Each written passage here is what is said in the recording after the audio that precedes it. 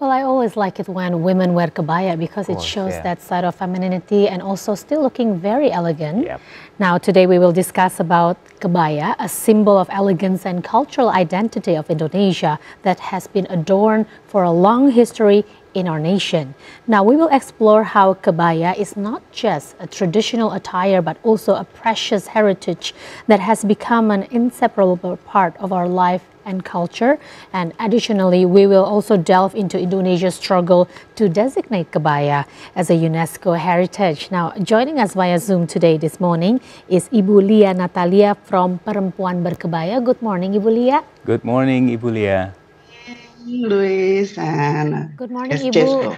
Thank you so much for Morning. being here on Starting Point this morning to talk about kabaya to us. Now, Ibu, first of all, can you please share with us what is the early history of kabaya as a traditional attire here in Indonesia? Actually, right now, a national theme for Kabaya goes to UNESCO and Hari Kabaya National or a National Day of Kabaya have been working to make historical book about Kabaya because the comprehensive one.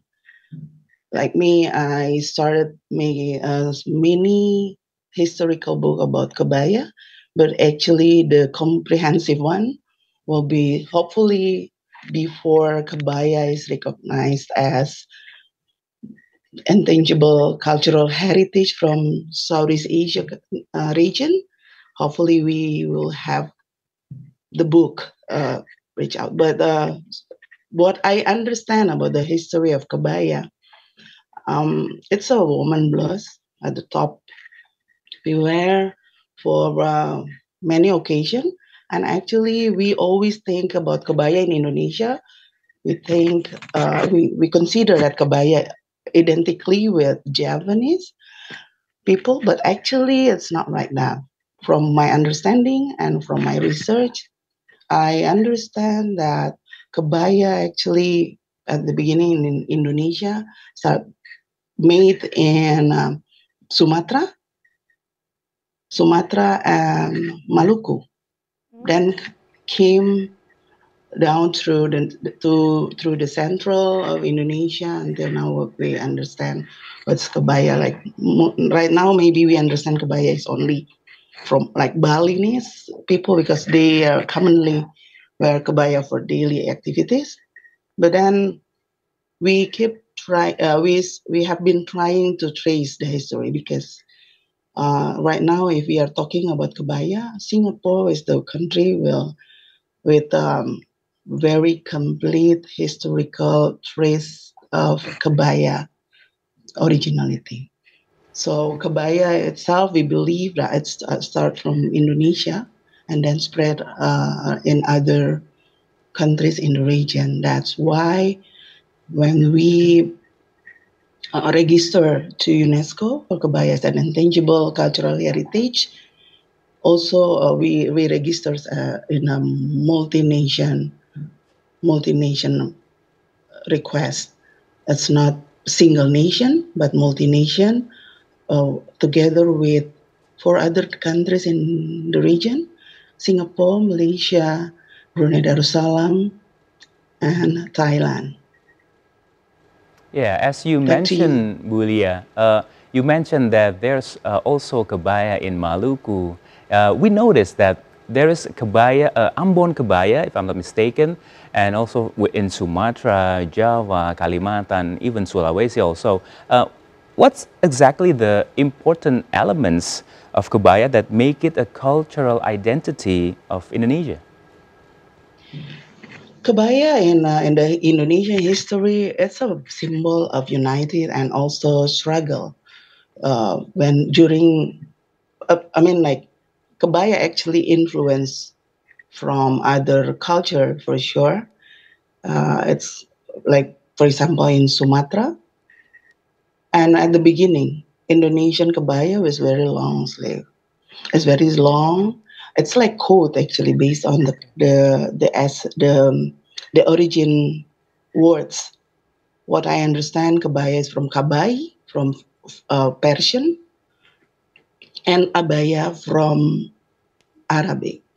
That's why it's become kabaya. It means like long coat to cover a woman top. Mm. And the during in Indonesian history, during colonialism era, kabaya became the symbol of fighting for our independence at the time. During Japan era in Indonesia, almost all women activists at the time, they refused to wear uh, prisoners uniform, and the woman and I mean, and they prefer to wear kabaya. So kabaya is actually the symbol of fighting, struggle, and our identity at the time. At the beginning, even when Dutch era, many Dutch women also tried to wear kabaya. That's why they promote a white kabaya, and the style is like European things with all the cottons and stuff. But then when they saw Indonesian women fighters wear kabaya as a symbol of unity to fight against colonialism for Indonesian independence, then they reduce. They start to wear their clothes again, the simple one. So actually, kabaya is a symbol of united and also fighting for freedom. Um, so it's one. We are going this year is something very good for Indonesia because it will be on July 24. It will be the first time Indonesia will celebrate the National Kabaya Day, the first National Wow. Kabaya Day. After last year in August, President Joko Widodo issued a presidential decree about Kabaya as a national day. That's great, Ibu. So yeah, so now we are in the process. All the communities, groups, and Kowani, Indonesian Women Congress. Why Kowani took lead of this? Even because the day that is now will always celebrate as Indonesian National Kabaya Day, 24th of July. It's according to the history when Kawani held their 10th Congress at Istora Senayan at the time. So in 1958, if I'm not mistaken, about the year, it's on that day. And at the time, all women from participating in that congress, they all wear kabaya and sanggul and all the stuff that you say, the classical kabaya. That's definitely a great news, Ibu. I mean, July 24th, where it would be a day to commemorate Kabaya, and So, it's definitely a step yes, forward to preserving Kabaya as a part of our cultural heritage in Indonesia. Now, as you mentioned just now, Ibu, that the ladies of Indonesia, we've been wearing Kabaya since ancient times during the colonialism era. Can you share with us how has Kabaya influenced the trends in Indonesia? Perhaps how to make Kabaya to keep being relevant to our fashion trends today, and so that people will keep still wearing it and keep preserving it as part of our cultural identity. the perempuan berkebaya community where I was one of the co-founder. I'm the co-founder of it and also now leading the community group. We started from 10 years ago, try to attract people attention about our cultural fashion. First from Kabaya. Actually, we have abundant cultural heritage that we are rich in it. So we use Kabaya at the time because it's easy and simple, and we remember about the history, our our founding mothers, if I may say, they wear kabaya as a symbol of struggle also.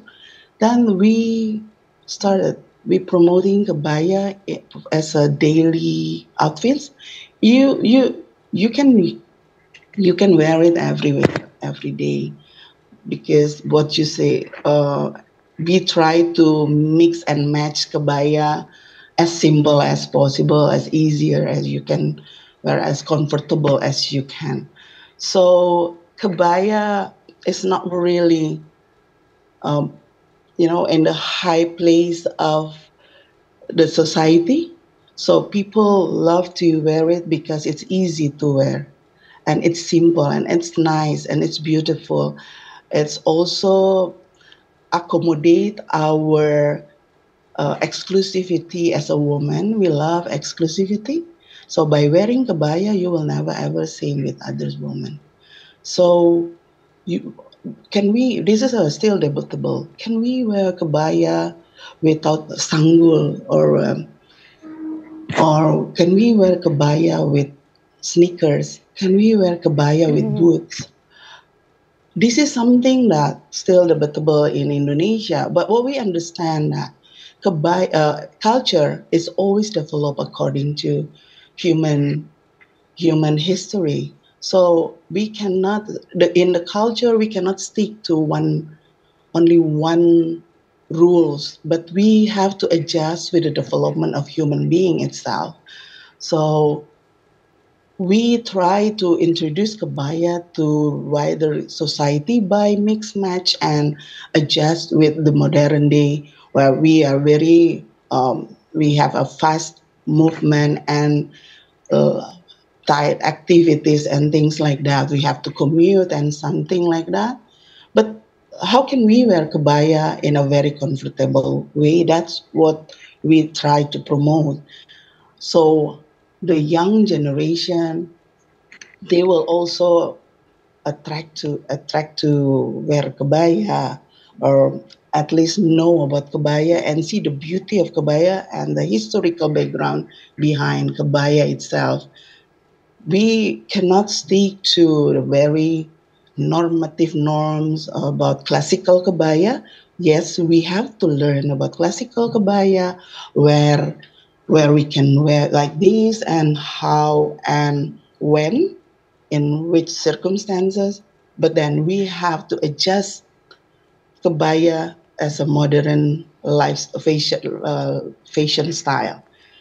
We can adjust. So some designers, the young designers now, they also try to mix match, make a very comfortable kabaya without deleting the essence of kabaya itself. So this is something good, and we keep doing this because we understand. So, like for example, kabaya spread to other countries is also something that we cannot refuse, as people migration of people. So that's the culture also migrate to other places. So I do believe that by doing this mix and match, we are not really stick and stay with these rules. Many others, young generation in particular, will love to wear kabaya. Yeah, well, Back to you. from a male perspective, I believe, and I'm sure that Bulia and Luisa also believes that every woman that wears kabaya becomes more elegant and more beautiful. Am I right? That's, I Yeah, agree. yes, that's that's right. true. And That's what you feel. You wear kabaya. You Mm. feel elegant. yes, You feel exclusive, because you will be different with other women. Yes, That's what and women like yeah, to be seen. We are exclusive because when you wear kabaya, for example, maybe our color the same, but our cutting may be different, and then yeah, the yes, that's our silhouette. right. Hmm. pattern, our batik or our tenun will be different. So it makes different. Our accessories will be different. The way we style our hair will be different. And So we feel mhm. exclusive.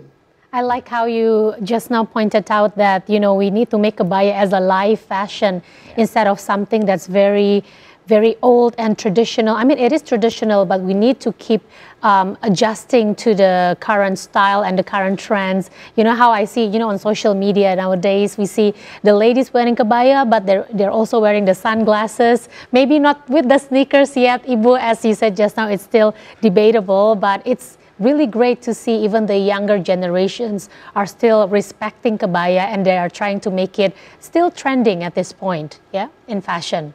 That's true. That's true. That's true. That's what we like to do. That Yeah. actually we are stylists, right? It's a human nature that we really love fun, uh, to be seen, our as a beautiful Yes, that's and right. things like that. So then by mix and match, but still in a what we said pakem of kabaya. Hmm. We keep the So essence of the we can kabaya. we keep the yeah the art is still there, and because culture is like that, culture is not really stick. It we flow. Culture is always flow with the human history, the human development. So it's a civilization. The development of civilization equal with the cultural development. Yeah. So we always like it's in line or parallel the human civilization and also cultural development. It's always in parallel. So Yeah. we cannot avoid that. Right now we have sneakers. Right now we have boots. Right now we have a lot of things that we can mix match with kabaya because now we are not we are not buy food to go here and there or by horses or something like that, but we are now commuting by motorcycle taxi, for example, by uh, train, commuter line, and so on and so on. So we have to make it comfortable because that's the essence also about the clothes that we wear. Yes, of course. And Bulia, beside that, what are the challenges or the struggles of us, Indonesia, to designate Kabaya as the UNESCO heritage?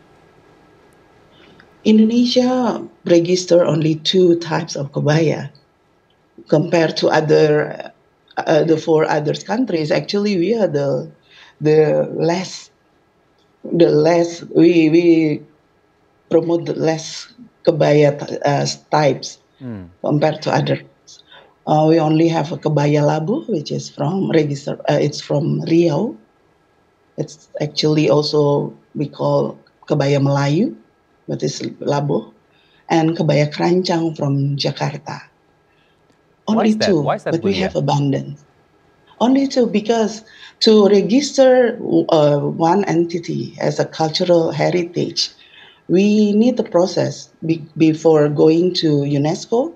We have to register it in nationally as a national cultural heritage. For Kabaya, national culture, intangible cultural heritage. So for doing that, we need research. We need to prove that kabaya live in our daily lives. It's profitable for economically wise. It's we can prove everything like that. But we are lacking recording our historical footsteps. We are like about it. Everything right now during I hear from the national team who are not working for making the historical book about Kabaya. The obstacles is we don't have all proofs by ourselves. We have to collect them from other countries even, for Hmm. example, from the Netherlands and others.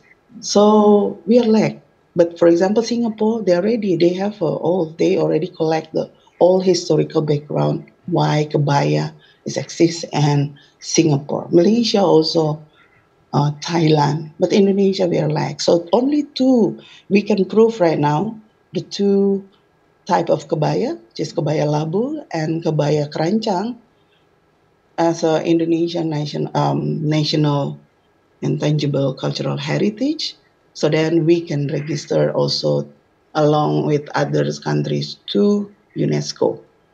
But we hope because we have many type of kebaya, such as we have, like, for example, Kabaya Kutu Baru, Kabaya Kartini, Kabaya Maluku, Kabaya Noni, and others. So there's a lot of things that we have to work to preserve, to bring Kabaya into the cultural heritage.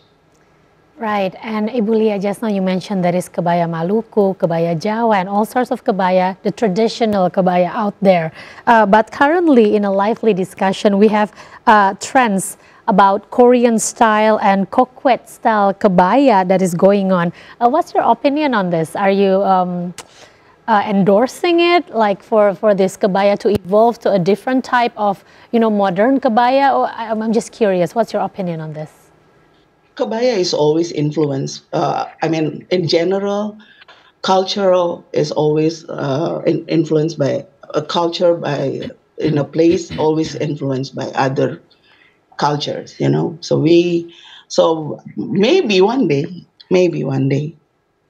like Hangbu, for example, can influence Kabaya. We never know.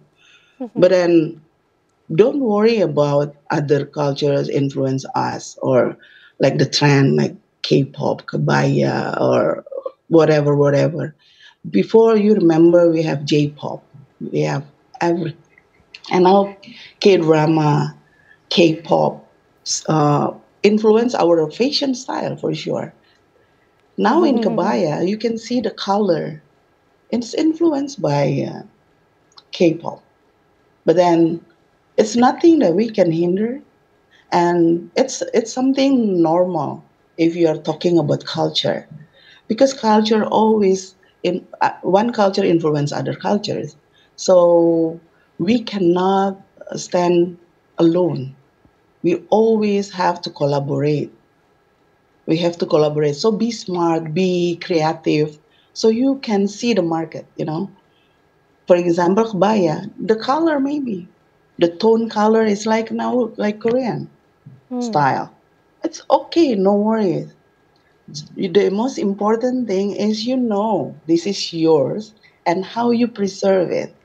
If you never preserve, you never wear it, how can other people see it? If you claim this is Indonesian fashion style, but you never wear it, but you see people in India, people in the States, for example, they wear it, they can claim it. And you have to understand also, once Kabaya become uh, the world intangible cultural heritage, it means every people in this world, every woman can wear kabaya. We cannot claim this on it, but the originality is from Southeast Asia. So we cannot talk about Indonesia only, but we have now to admit, because we propose kabaya as a Southeast Asia woman blouse. So we cannot say this is Indonesian only. In culture, it's very hard to stand alone. For example, but for Jamu, for example, for sure, Jamu, because we can trace very easy. We know it's still we still find Jamu every day. We use Jamu every day. But how about Kebaya? How many people wear Kebaya every day? Right? We change our fashion style also in Indonesia right now.